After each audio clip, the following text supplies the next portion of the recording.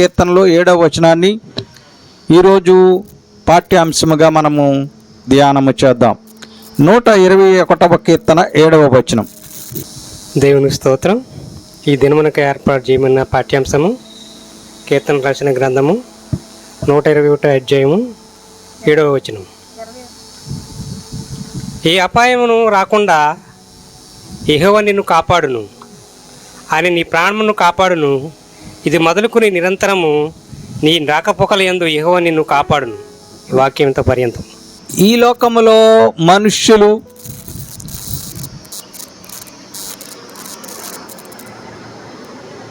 రకరకాల వ్యసనాలతో, రకరకాల సమస్యలతో, అనేక లోక సంబంధమైన విషయాలతో నలిగిపోతూ ఉన్నారు. అట్టి వారిని నేను కాపాడుతాను అని దేవుడు వాగ్దానం చేస్తూ ఉన్నాడు.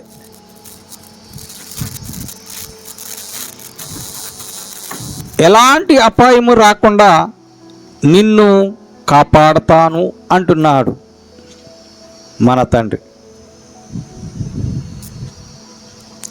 నీ ప్రాణమును కాపాడుతాను అని వాగ్దానము చేస్తున్నాడు.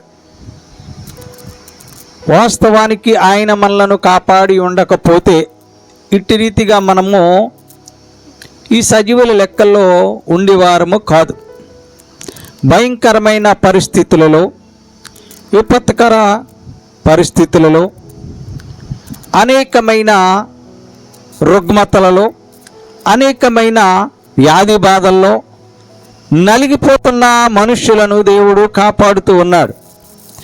కాబట్టి మనం ఇంకనూ కూడా ఇట్టి రీతిగా నిలబడి ఉన్నాం. అయితే దేవుడు నిన్ను కాపాడుతాను అన్నాడు. నిజమే. మరి అనేక మందిని మనము గమనించినప్పుడు రోడ్ యాక్సిడెంట్లు చనిపోతున్నారు, ట్రైన్ యాక్సిడెంట్లు చనిపోతున్నారు, రీసెంట్గా విమానము కూలి చనిపోయారు. మనము పత్రికలు చదివినప్పుడు, టీవీలో చూసినప్పుడు ఏసీ బస్సు తగలడిపోయి ఇంతమంది కాలిపోయారు, చనిపోయారు. మరి ఎందుకని, ఎందుచేత అని ఆలోచన చేయాలి. ఆయన వాగ్దానం చేస్తున్నాడు నీ ప్రాణమును కాపాడుతానని. ఆయన సెలవిచ్చి ఉన్నాడు ఏ అపాయము రాకుండా నిన్ను కాపాడుతానని. మరి ఎందుకు వారిని దేవుడు కాపాడలేదు? నిన్ను మాత్రమే ఎందుకు దేవుడు కాపాడి ఉన్నాడు? అనేకమైన బలవంతులు, ధనవంతులు, ఐశ్వర్యవంతులు, ఆరోగ్యవంతులు కరోనాలో కాలం చేశారు.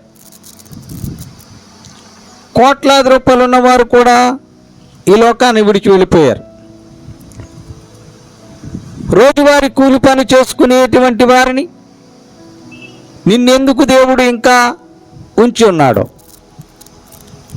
చిన్న చిన్న ఉద్యోగాలు చేసుకునే నిన్ను ఎందుకు ఇంకా దేవుడు ఉంచి ఉన్నాడు?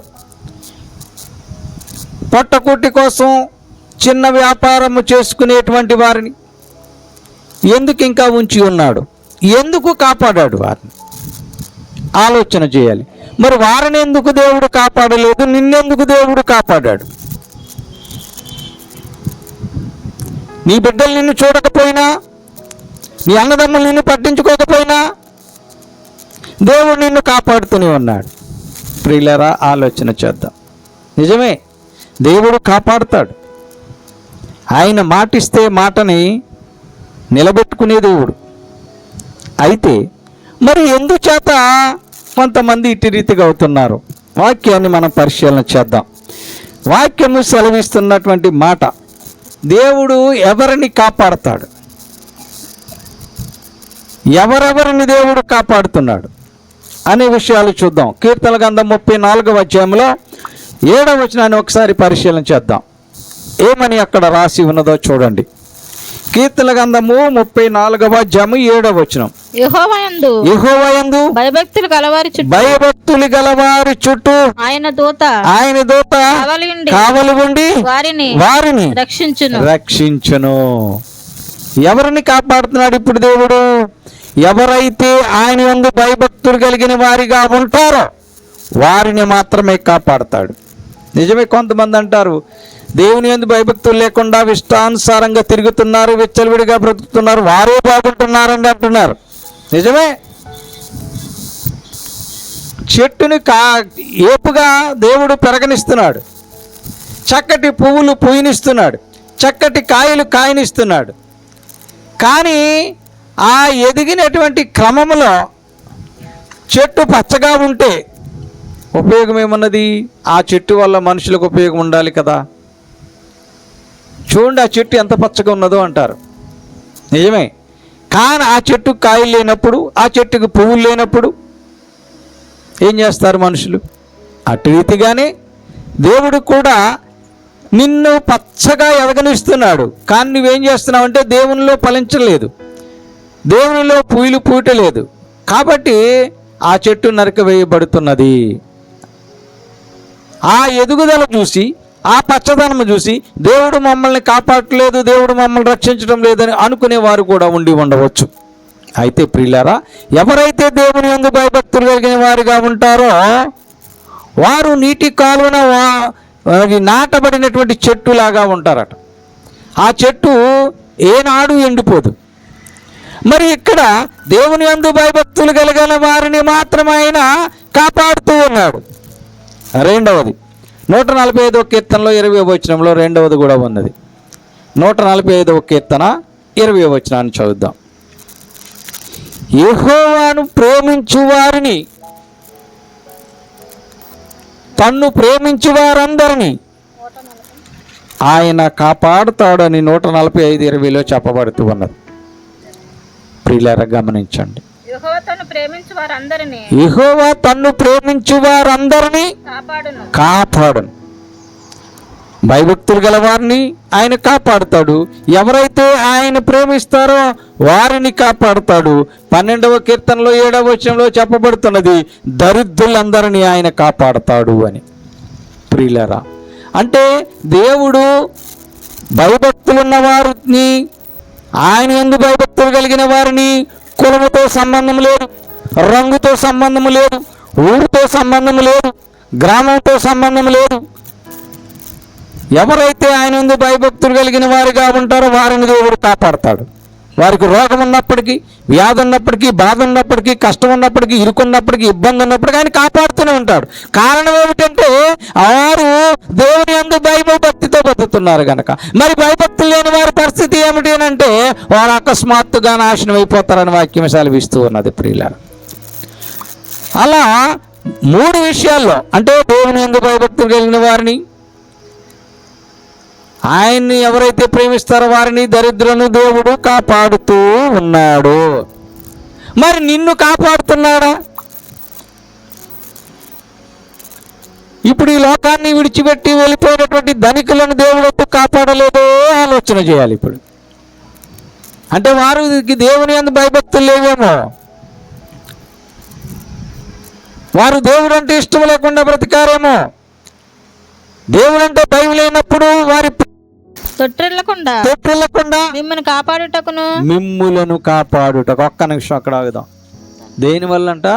మనము తొట్టిల్లిపోకుండా ఉండటానికి, కుడికి కానీ ఎడమకు కానీ తొలగిపోకుండా, పడిపోకుండా, తిన్నంగా నిదానంగా తాడవటానికి, వంకర టింకర బ్రతుకు కాకోకుండా తిన్నమైన జీవితాన్ని జీవించడానికి ఆయన మనల్ని కాపాడుతున్నాడు. చదవండి.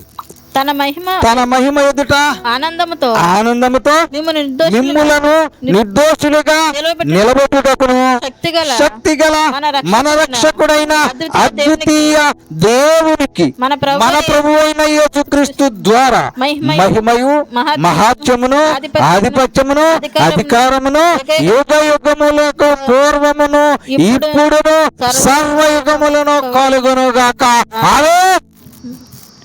అంటే ఇప్పుడు మనల్ని కాపాడే దేవునికి మనము ఎప్పుడు కూడా, నిరంతరము కూడా కృతజ్ఞతాస్తుతులు చెల్లిస్తూ ఆయన మనల్ని కాపాడటానికి గాను మన హృదయాలను భద్రంగా కాపాడుకుని బుద్ధితోటి, జ్ఞానముతోటి, విశ్వాసముతో బ్రతుకుతూ దేవుడు మనల్ని కాపాడటానికి సిద్ధంగా ఉన్నాడు గనక మన వెళ్ళే మార్గములో కానీ, మన వెళ్ళే స్థలములో కానీ, మన పైన దుష్టుడు చేస్తున్నటువంటి దుష్ట తలంపుల విషయంలో కానీ దేవుడు ఎల్లప్పుడూ మనల్ని కాపాడటానికి గాను మనమందరము కూడా ప్రార్థనాపూర్వకంగా ముందుకు కొనసాగాలి.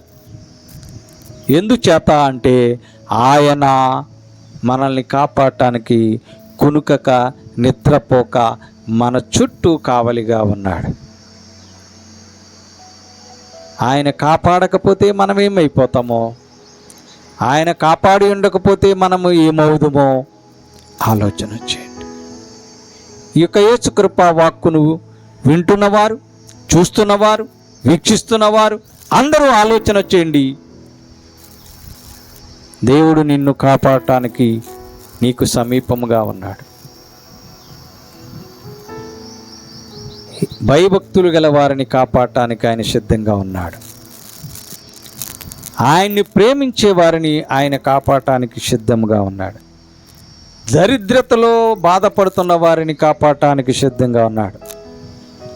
అయితే నిన్ను ఆయన కాపాడాలంటే నీ హృదయాన్ని భద్రపరచుకో, కాపాడుకో, జ్ఞానంగా బ్రతుకు, బుద్ధితో బ్రతుకు. అట్టి రీతిగా బ్రతుకుతూ దేవుడు మీకు అనుగ్రహించే దీవెనలకు, ఆశీర్వాదాలకు మీరందరూ పాత్రులుగా మిగలాలని తెలియపరుస్తూ ఈ నా కొద్ది మాటలను ముగిస్తూ ఉన్నాను. దేవుడు ఈ మాటలు మనందరి వినికిడిలో దీవించును గాక. ఆమేన్. మీ అందరికీ నా వందనములు.